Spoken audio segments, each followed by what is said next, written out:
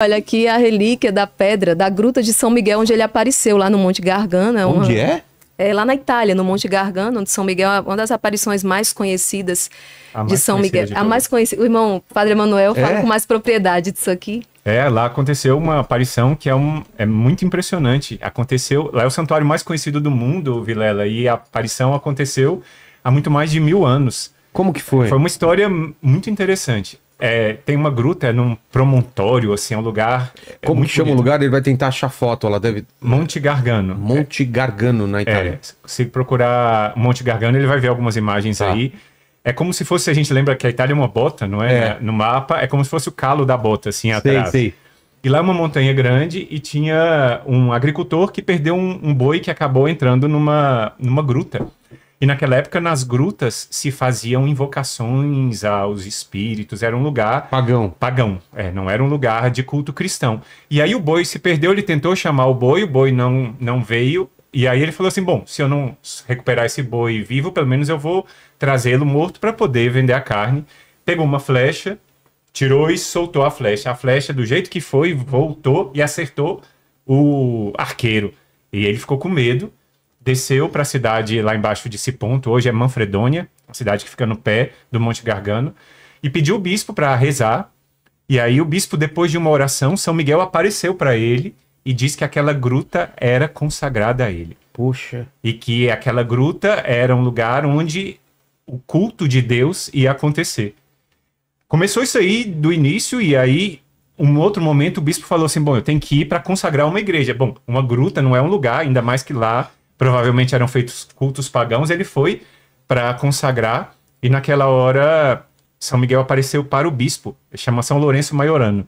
E nessa hora ele apareceu para o bispo e disse, não precisa consagrar, porque a gruta já é consagrada a mim. Puxa. Quando o bispo desceu, lá já tinha uma pedra em formato de altar pronta, com as velas acesas, e ela é a única igreja que nunca foi consagrada. O bispo chegou, já estava pronto lá. E é um lugar tão sobrenatural, que é a entrada do santuário. O Lene sempre acerta na segunda. E aí, ali no alto, está escrito do lado direito, assim, Locum terribiles iste, hic es domum Dei et porta celi. Só um minutinho. Lene, traduz para mim, por favor? Repete, vamos lá, por favor. Ele vai traduzir. Locum terribilis iste. Louco é um terrível está. Tá. Você vê que o latim tá nota 10, assim, né? Não, fiquei até com medo do que você ia falar. Eu falei, meu Deus, a gente tá hoje no programa não pode... Algum curso de idioma vai patrocinar o Vilela. Esse o que é? Aí é dentro da gruta, ali ó, essa é a imagem de São Miguel que marca o altar. Debaixo dessa imagem tem o altar original que o bispo São Lourenço Maiorano encontrou já pronto. E lá foi impressionante. Aí ele celebrou a Santa Missa lá, e de lá para cá o culto foi crescendo. Mas, desculpa, a gente não acabou falando a real. O que é em latim que está escrito? Locum terribilis é uma frase que tem quando Jacó lutou com o anjo, no livro do Gênesis. Depois de lutar com o anjo, que é a própria presença de Deus, ele diz, esse lugar é terrível. Aqui é a casa de Deus e a porta do céu. Da mesma forma... Terrível de impressionante, bom, né? Porque Deus é inacessível, mas naquela hora Jacó lutou contra Deus e Deus se deixou combater com ele. É uma imagem forte. É isso que eu falo, é difícil entender isso, né? Por que ele combateu com Deus? Ele combateu naquela hora porque ele estava lutando contra ele mesmo.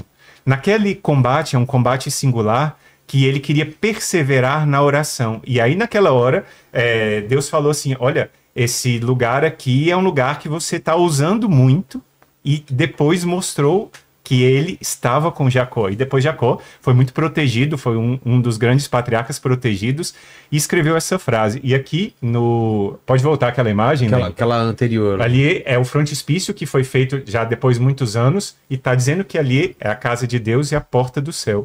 E Vilela, lá é impressionante porque algumas pessoas que estão atormentadas pelo inimigo de Deus não conseguem entrar.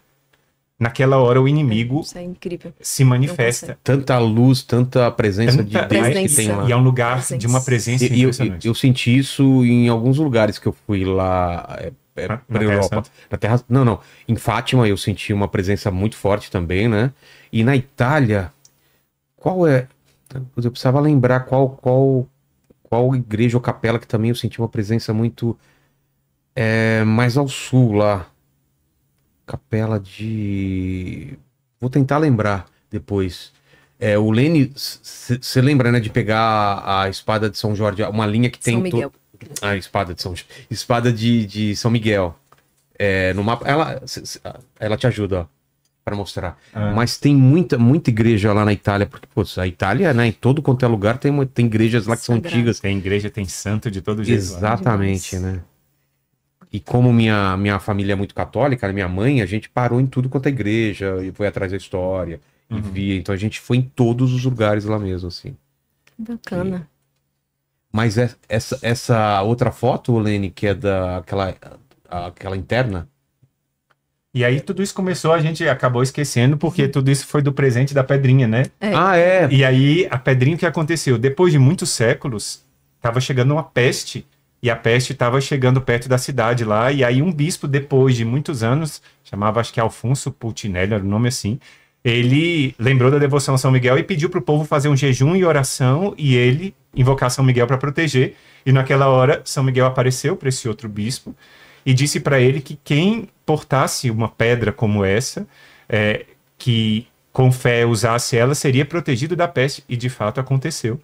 Uau. Todos aqueles que tinham essa pedra eram protegidos da peste, e isso está registrado nos livros de história, e é o santuário hoje mais visitado em honra de São Miguel, são milhares de peregrinos, muitos santos foram lá, Papa João Paulo II foi lá, e é bonito uma história, porque São Francisco de Assis, o grande São Francisco, chegou em peregrinação, foi a pé para lá, e quando ele chegou lá, ele foi descendo, e na porta ele parou e disse, eu não sou digno de entrar num lugar tão santo.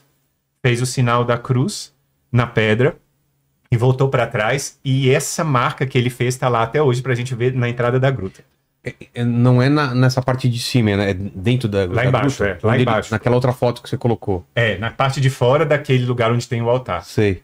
E aí, isso aí, bem um pouquinho para fora, essa foto não mostra, mas um pouquinho antes daí. Isso tá embaixo daquela outra foto que a gente viu, ou não? Lá em cima é uma escadaria que vai descendo, e é muito forte a emoção quando a gente vai descendo a escada. Como foi, né, irmã Maria Joana, irmã Maria Raquel, senhoras lembram? A primeira vez que a gente desceu com o exército lá, foi algo impressionante. Com o exército? Só esse capítulo da história, né? Tem que contar para o Vilela. O Exército de São Miguel, né? Foi uma missão, uma obra que Deus confiou ao Instituto Hesed, né?